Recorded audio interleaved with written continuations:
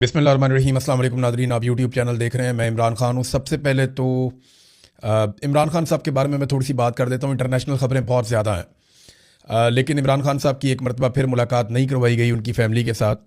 एक बड़ी सख्त ज़्यादती है। ना ईद पे मुलाकात करवाई, ना ईद के बाद मुलाकात करवाई। उनकी बहनें गई थी अपने भाई को मिलने के लिए, लेकिन जैसा कि हमेशा होता है वो हमेशा जाती हैं मिलने के लिए और हमेशा उनकी मुलाकात नहीं करवाई जाती। इमरान खान की बहनों ने कहा कि ये धोखा दे रहे हैं कि इमरान खान के इलाज के बारे में बुशरा बीबी को बताया जा रहा है। बुशरा बीबी तो खुद जेल में है, ना वो किसी डॉक्टर से कंसल्ट कर सकती हैं, ना वो कोई सेकंड ओपिनियन ले सकती हैं। तो ये सिर्फ टेक्निकली ना इमरान खान साहब को नीचा दिखाने के लिए, सिर्फ इमरान खान साहब की सेहत से खेलने के लिए और इमरान खान को तोड़ने के लिए सब कुछ कर रहे हैं। इमरान खान के बेटे भी कह रहे हैं, उनकी बहनें भी कह रही हैं। जो लोग इमरान खान को पुराना जानते हैं ना, मैं उनसे भी मिला हूँ, उनसे बात भी की है। और अब तो लगभग काफ़ी सालों से मैं इमरान खान को जानता हूँ। 15-16 साल हो गए हैं मैं लगातार कवरेज कर रहा हूँ और इमरान खान से कई मुलाकातें भी रही हैं। वो नहीं टूटेगा इनसे।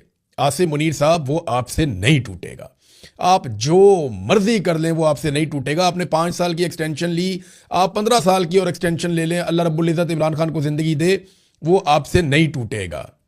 ये हो नहीं सकता ना, आप नहीं तोड़ सकते उसको। और उसको तोड़ने की जिद क्या है? आप अपना काम करें, आइन और कानून की हदूद के अंदर रहते हुए अपनी नौकरी करें और घर जाएं। ये पाकिस्तान के लीडर्स हैं जिनको अवाम मुंतखब करती है, उन्हें पाकिस्तान चलाने दीजिए। ज़बरदस्ती मत कीजिए पाकिस्तान के साथ। पहले भी ऐसी हरकतों की वजह से पाकिस्तान 2 टुकड़े हो गया था। बहरहाल इमरान खान साहब को फिर नहीं मिलवाया गया। और गार्डियन अखबार ने इमरान खान साहब के बारे में एक आर्टिकल लिखा है। काफ़ी चीज़ें उन्होंने लिखी हैं, सीधा चीज़ें मैं आपको बताता हूँ। बड़ा लंबा आर्टिकल है, कई सफ़हात पे मुश्तमिल आर्टिकल है। गार्डियन ने लिखा इमरान खान साहब के बारे में। पाकिस्तान में साबिक वज़ीर आज़म, कोई भी वज़ीर आज़म, उसको ओहदे से हटाना कोई बहुत बड़ी बात नहीं है, लेकिन इमरान खान को, जो कि दुनिया का मकबूल तरीन हीरो है, उसे हटाना एस्टेब्लिशमेंट को बहुत महंगा पड़ गया।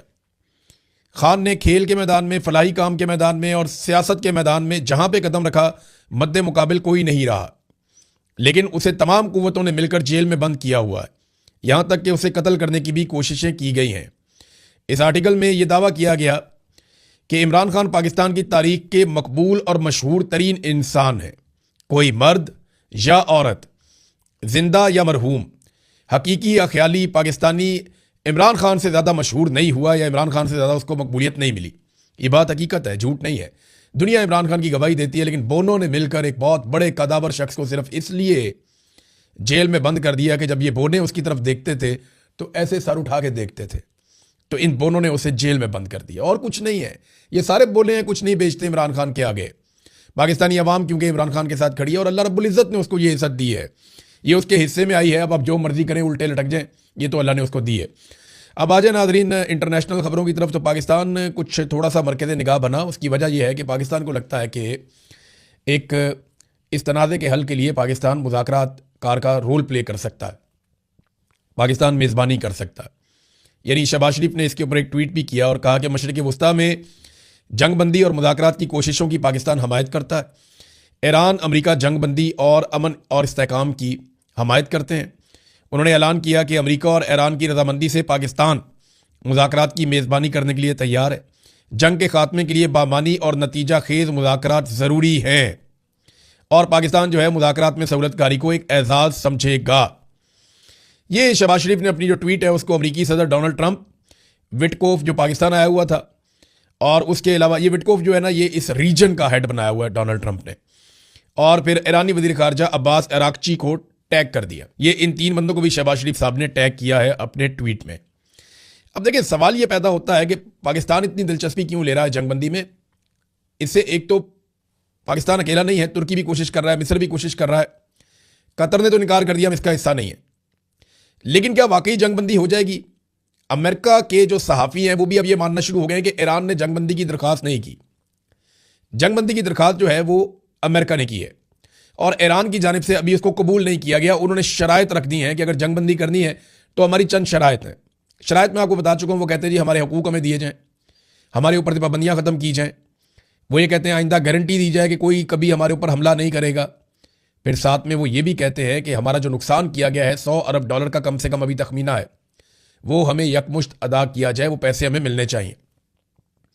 फिर ईरान एक और बात करता है कि फ़लस्तीनियों और लबनानियों के ऊपर जो कत्लेआम हो रहा है, नस्ल कुशी हो रही है, वो भी बंद की जाए। उस पर उन्होंने स्टेटमेंट जारी किया अभी। तो उनके मुतालबात की एक फहरिस्त है। वो ये चाहते हैं कि आबनाए हुर्मुज़ से आइंदा जो भी टैंकर्स गुजरे या वहाँ से तजारती माल गुजरे वो ईरान को बाकायदा टोल टैक्स देकर गुजरें, जैसे पूरी दुनिया में होता है। वो कहते हैं ये हमारा पानी है तो हम यहाँ से गुजरने के लिए पैसा क्यों ना लें, जब बाकी दुनिया पैसा लेती है तो हम भी पैसा लेंगे। तो ये ईरान की सोच है। इतने सारे मुतालबात ईरान के हैं। अमेरिकन मुतालबा जी यूरेनियम आप हमारे हवाले कर दें। क्या पाकिस्तान के फील्ड मार्शल आसिम मुनीर साहब ईरान से यूरेनियम लेके अमेरिका के हवाले कर सकते हैं? और क्या ईरान ये करेगा? इसके बगैर तो डोनाल्ड ट्रंप के लिए फेस सेविंग कोई नहीं है। फिर क्या हम गारंटी दे सकते हैं ईरान को कि अब अमेरिका या इसराइल आपके ऊपर दोबारा अटैक नहीं करेंगे? हम तो कश्मीरियों और फ़लस्तीनियों को आज तक गारंटी नहीं दे पाए। पाकिस्तान जो कोशिश कर रहा है वो संजीदा, ऐसा नहीं है कि पाकिस्तान कोशिश नहीं कर रहा, उसकी वजूहात है। देखिए, अगर पाकिस्तान ये कोशिश नहीं करेगा और ये जंग चलती रहेगी तो पाकिस्तान को इस जंग में उतरना पड़ेगा। ये जो विटकोफ पाकिस्तान में आया हुआ, आपको क्या लगता है ये सिर्फ जंगबंदी के लिए आया? ये पाकिस्तान को ज़हनी तौर पे इस लड़ाई के लिए तैयार भी करेगा कि अगर जंगबंदी नहीं होती तो पाकिस्तान भी हमारे साथ खड़ा हो जाए। पाकिस्तान एक बड़ी फौजी कुव्वत है और अमेरिका ये चाहेगा कि पाकिस्तान हमारे साथ और इसराइल के साथ मिलकर ईरान के खिलाफ इस जंग को लड़े। अब पाकिस्तान के लिए मुश्किलात बढ़ती जाएंगी, मुसीबतें बढ़ती जाएंगी अगर पाकिस्तान इस जंग के अंदर उतरता है तो। और अगर जंग बंद हो जाती है पाकिस्तान बहुत सारे चैलेंजेस से बच जाएगा। पाकिस्तान के अंदर देखें ना हुक्मरानों ने किया क्या है। एक तो पाकिस्तानी अवाम बिल्कुल ईरान के खिलाफ किसी भी लड़ाई के खिलाफ है। यहां पे अब ये माहौल बना रहे हैं शिया सुन्नी फसाद वाला या शिया सुन्नी तफरीक वाला। मेरी तमाम पाकिस्तानियों से गुजारिश है कि आपस में तफरका ना डालें, आपस में लड़ें मत, शिया सुन्नी की बुनियाद के ऊपर नफरत ना फैलाएं, मोहब्बत और अमन से एक दूसरे के साथ रहें। पाकिस्तान में कोई शिया सुन्नी का मसला नहीं है, ये जानबूझकर पैदा किया जाता है। इसकी डोरियां कहीं और से हिलाई जाती हैं और पाकिस्तानियों का खून बह जाता है, अमन खराब हो जाता है। अभी भी कलदम तंजीमों के बंदों को लाकर बिठा दिया गया प्रेस कॉन्फ्रेंस करने के लिए। मुझे बताएं ना, फौज का क्या इमेज बनेगा जब कलदम तंजीमों के वो लोग जो माजी में कत्लों में मुलविस रहे हैं, जिनके ऊपर दहशतगर्दी के मामलात हैं, वो लोग जब बैठ के पाक फौज के हक में बात करेंगे तो पाक फौज का क्या इमेज बनेगा? अभी कलदम तंजीमों से अगर काम नहीं चलता तो कल को गुड़ तालिबान को भी लाया जा सकता है। तो पाकिस्तान की फौज का क्या इमेज बनेगा? कितनी बुरी बात है। तो तफरका डालने की कोशिश की जा रही है। आपने हर हाल में इस तफरके से बचना है। मुझे बड़ी प्यारी एक बंदे की बात लगी। मुझे बता रहा था कि एक साहब दुआ कर रहे थे, वो सुन्नी थे और वो दुआ कर रहे थे या अल्लाह ताला ईरान को हिफाजत में रख। वो ईरानियों के लिए दुआ कर रहे थे। तो दूसरे साहब ने उन्हें कहा कि आप ईरान के लिए क्यों दुआ कर रहे हैं, वो तो शिया है। तो उन्होंने कहा जी फिर आप इसराइल के लिए दुआ कर लें, वो तो सुन्नी है ना। तो मामला बड़ा सादा सादा है कि ये लड़ाई क्योंकि इसराइल और ईरान के बीच में है तो ऑब्वियसली जो मुसलमान ममालिक हैं उनके सेंटिमेंट्स एक मुसलमान मुल्क के साथ ही होने थे, ईरान के साथ ही होने थे, ये ऑब्वियस है। अब जो इसको ना समझे तो उसकी मर्जी है। पाकिस्तान के अंदर ना देखो इन्होंने कैसे दाव लगाया। जैसे ही आलमी मंडी में खबर आती है ये पाकिस्तान में पेट्रोल की कीमतें उठा के कहां से कहां ले जाते हैं। मट्टी का तेल कितना महंगा कर दिया, आयोक्टेन कितना महंगा कर दिया, डीजल और पेट्रोल की कीमतें 55 रुपए बढ़ा दी, अभी मजीद बढ़ाने की तैयारी कर रहे हैं। ये अपने सारे खसारे इसी बहाने पूरे कर रहे हैं।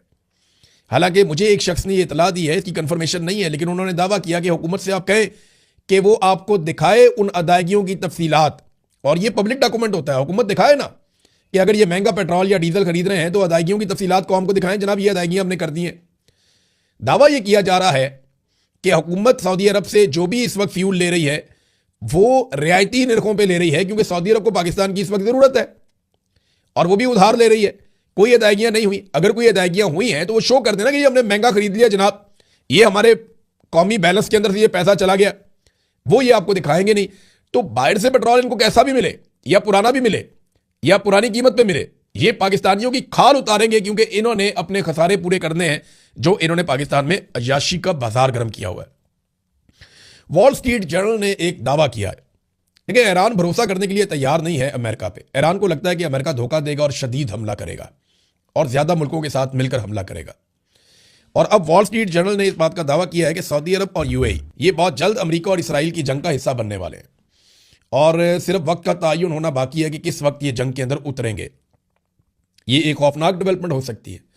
अगर अरब ममालिक भी इस लड़ाई में उतर गए तो याद रखिएगा कि अरब ममालिक जो हैं वो लड़ाई के लिए डिजाइंड नहीं है। उनका जो डेवलपमेंट का मॉडल है वो और तरह का है। ईरान का जो डेवलपमेंट का मॉडल है वो किसी और तरह का। मिसाल के तौर पे इन्होंने कहा जी ईरान का सारा एनर्जी का इंफ्रास्ट्रक्चर हम तबाह कर देंगे। मैंने आपसे कहा था कि ईरान का एनर्जी का इंफ्रास्ट्रक्चर इस तरीके से डिज़ाइन हुआ है कि उसे आसानी से तबाह नहीं किया जा सकता। इसराइल और अमेरिका के पसीने छूट जाएंगे। लेकिन मिडल ईस्ट का और इसराइल का जो एनर्जी का इंफ्रास्ट्रक्चर है उसका डिज़ाइन ऐसा है कि वो फौरी तौर पे तबाह हो सकता है। अब ये कितनी खतरनाक बात है। ईरान में लगभग 150 के करीब अलग अलग यूनिट काम करते हैं। उनका बिजली का निज़ाम जो है वो सेंट्रलाइज्ड नहीं है। आपने पाकिस्तान में कई दफ़ा पूरे पाकिस्तान में ब्लैकआउट हो जाता था, तो हमें बाद में पता चलता था जनाब के फलां जगह पे एक ग्रिड में प्रॉब्लम आया था तो पूरे पाकिस्तान के अंदर अंधेरा हो गया। तो पाकिस्तान में 3-4 ऐसी साइट्स हैं जो इफेक्ट हो तो पूरा पाकिस्तान अंधेरे में चला जाता है। ईरान में ऐसा नहीं होता। ईरान में 150 के करीब उन्होंने अलग अलग सिस्टम बनाए हुए हैं। वो सेंट्रलाइज्ड नहीं है, उसकी एक मरकजियत नहीं है, वो अलग अलग जगह से ऑपरेट होते हैं, तो उनको तबाह करना बहुत मुश्किल है। लेकिन इसके बदले में जब ईरान तबाह करने पे आएगा तो पूरे मिडल ईस्ट को आधे घंटे के अंदर वो अंधेरा कर देगा।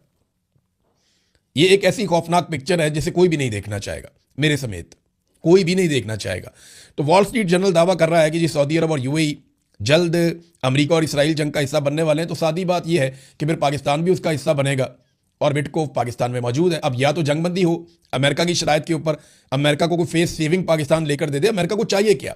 डोनाल्ड ट्रंप को यहां से निकलने के लिए फेस सेविंग चाहिए, वरना डोनाल्ड ट्रंप नहीं बचता। वहां पे नो किंग्स मूवमेंट चल रही है। 28 तारीख को पूरा अमेरिका इकट्ठा होकर निकलने वाला है। उसके बाद मिड टर्म इलेक्शन आ रहे हैं। डोनाल्ड ट्रंप के ऊपर एप्स्टीन फाइल का दबाव लगातार बढ़ता चला जा रहा है। कैसे बचेगा? कहां जाएगा? ये मुश्किलात डोनाल्ड ट्रंप के लिए बढ़ेंगी और इनसे निकलने का रास्ता एक बड़ी फेस सेविंग है जो पाकिस्तान क्या दिलवा सकता है अमेरिका को, तो बहुत मुश्किल लगता है। ईरान ने देखें यहां तक भी वार्निंग दी है कि लबनान और फ़लस्तीन के अंदर जो मुसलमानों की नस्ल कुशी हो रही है उसे फौरी तौर पे बंद किया जाए। इस हवाले से बाकायदा एक तहरीर भी मौजूद है और स्टेटमेंट भी मौजूद है। नाज़रीन, एक और चीज़ मैं आपको बताता हूँ, ये बड़ा इंटरेस्टिंग डाटा है। हालिया जंग के अंदर ना ईरान की कमाइयाँ शुरू हो गई हैं। कैसे कमाइयाँ शुरू हो गई हैं, ये बड़ा इंटरेस्टिंग डाटा है। ये आप देखें कि जंग से पहले ईरान कितने का तेल बेच रहा था और कितनी मिकदार में तेल बेच रहा था, और जंग के दौरान ईरान कितना तेल बेच रहा है, कितनी मिकदार में और किस कीमत पे बेच रहा है। ये देखें आप। ईरान की जो तवानाई की सनत है उसके ज़राए ये बताते हैं, और जो उन्होंने बताया वो बहुत हैरान कुन है। जंग से पहले ईरान रोज़ाना तकरीबन 11 लाख बैरल तेल पैदा करता था।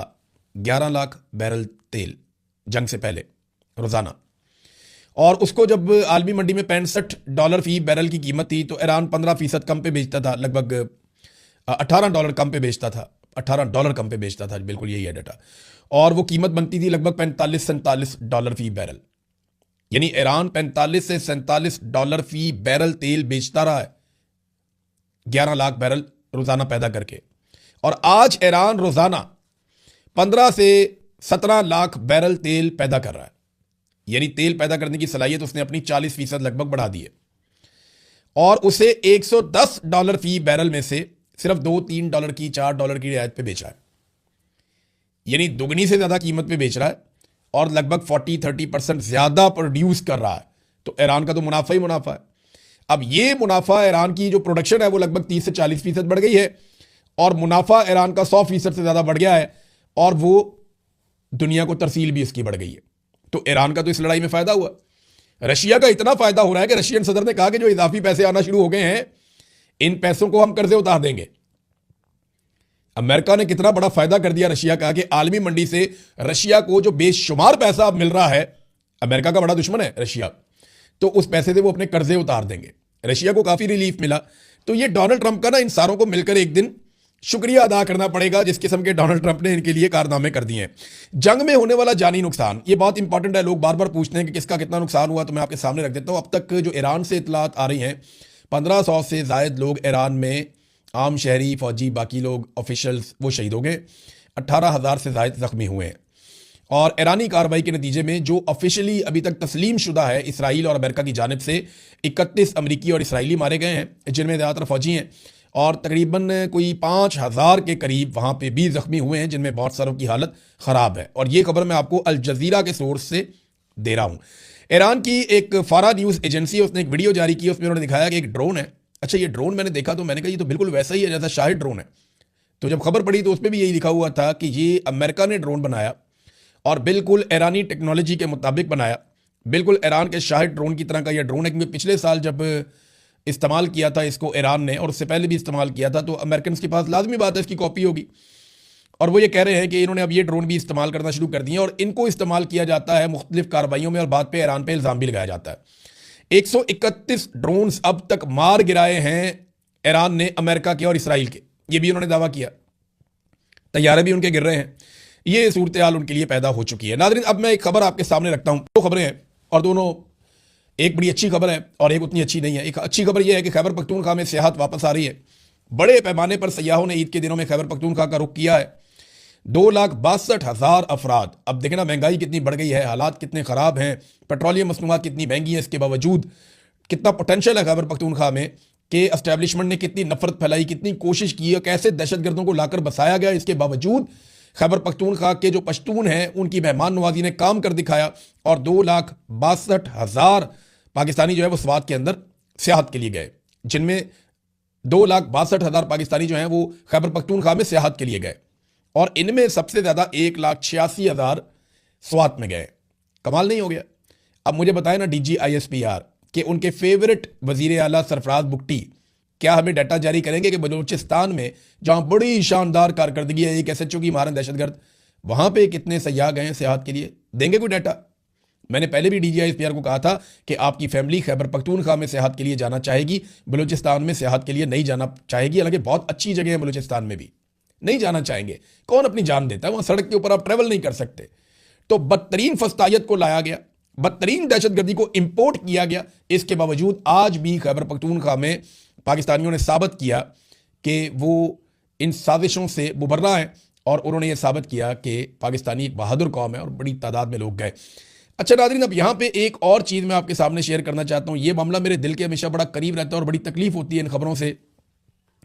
ये आलमी सतह पर एक डाटा है, रॉयटर्स ने भी इसके ऊपर खबर दी है। मैं वहीं से आपको बता देता हूँ कि पाकिस्तान रैंक्ड किया गया है दुनिया के उन ममालिक की फहरिस्त में जहाँ पे बहुत ज़्यादा पोल्यूशन है और 2025 में पाकिस्तान दुनिया का सबसे आलूदा मुल्क डिक्लेयर कर दिया गया है 2025 में। अब ये जो जितनी शरह होती है ना पाकिस्तान में, दुनिया में स्मोक की जो बताई गई है कि इससे आप जिंदा रह सकते हैं, बस इतना अगर कार्बन के एमिशंस हैं अगर हवा के अंदर तो आप गुजारा कर सकते हैं, उससे 13 गुना ज़्यादा पाकिस्तान के अंदर ये मामला रहा है। ये पाकिस्तान में क्लाइमेट चेंज हो रहा है, पाकिस्तान में आलूदगी फैल रही है, तबाही इन्होंने पाकिस्तान के एनवायरनमेंट की फेर दी है। छोटे छोटे फायदों के लिए लोगों ने अजीबोगरीब किस्म से अपने इंडस्ट्री लगाई हुई है और उसके अंदर से कार्बन एमिशंस हवा के अंदर जा रहे हैं और तबाही फैल रही है। छोटे छोटे पैमाने पर लोगों ने इंडस्ट्री लगाई हुई है, कोई रुकावट नहीं है, कोई तरीकाकार नहीं है चेक करने का, और आलूदगी धड़ाधड़ फैल रही है। कोई इसको चेक करने वाला, देखने वाला नहीं है। और ख़ास तौर पे इसमें जो सबसे बड़ा रोल है वो बड़े शहरों का है, जिनमें एक शहर लाहौर है जिसके बारे में कहा जाता है कि वो सर्दियों के मौसम में रहने के काबिल ही नहीं होता।